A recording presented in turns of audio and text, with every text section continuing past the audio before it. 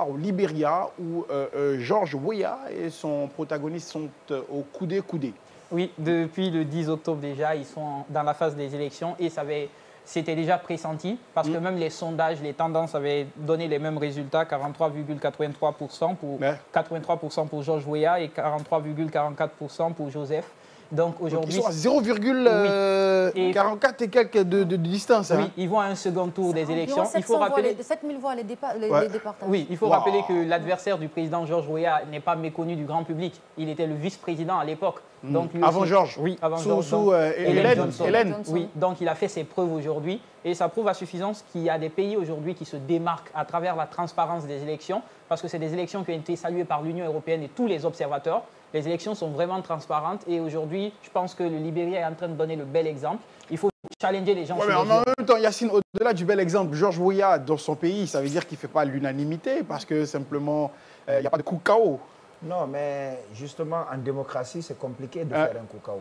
C'est très compliqué. Mais il y a eu des coups KO. Hein. Oui, oui, non. Il y a eu des coups KO qui nous ont mis KO pour de vrai. Oui, non, je parle de vraies élections. Quand il y a une vraie élection, c'est compliqué de faire un coup KO. Et je trouve que George Weah, il est grand. Parce que là, c'est compliqué. Et la fois dernière, on a évoqué ce sujet.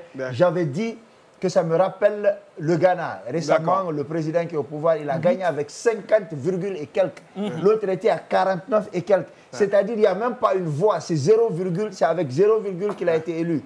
Et là, l'autre est président sortant, candidat à sa propre succession, et elle n'a même pas 1% de voix devant. D'accord. Alors, est-ce que le troisième, le numéro 3 est issu des rangs de l'opposition? Est-ce que le mot d'ordre sera de voter pour le candidat de l'opposition? Bon, aujourd'hui, je pense que tous les autres candidats qui n'ont d'ailleurs pas dépassé les 3%, qui sont vraiment minimes dans cette candidature, aujourd'hui, ils vont en fait plutôt... 43, ça fait 86, il reste 14 à se partager avec les premiers de... Voilà. Donc aujourd'hui, ils vont plutôt... Mais c'est important. Les pourcentages acquis par ces candidats-là, si le mot d'ordre est de voter l'opposant... Ils vont plutôt attention, en fait charmer, aller faire en fait la belle dame auprès de ces candidats. On verra qui propose mieux. Oui, mais pas charmer, mais qu'est-ce que tu mets sur la table?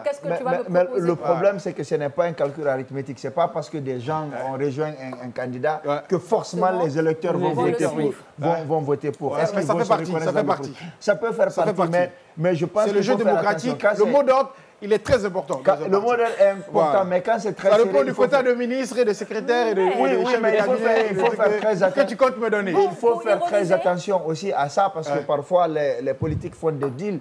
Après, les gens ne se retrouvent pas dedans parce que le Libéria se démarque par une chose. Les gens ont une ligne de conduite et il y a une idéologie politique.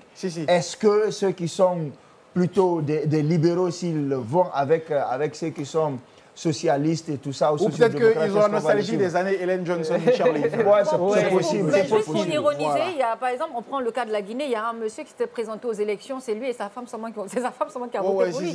Donc on peut se retrouver aussi dans ce cas de figure. Oui, je suis d'accord. Mais là, ici, on n'est pas... C'est juste un exemple.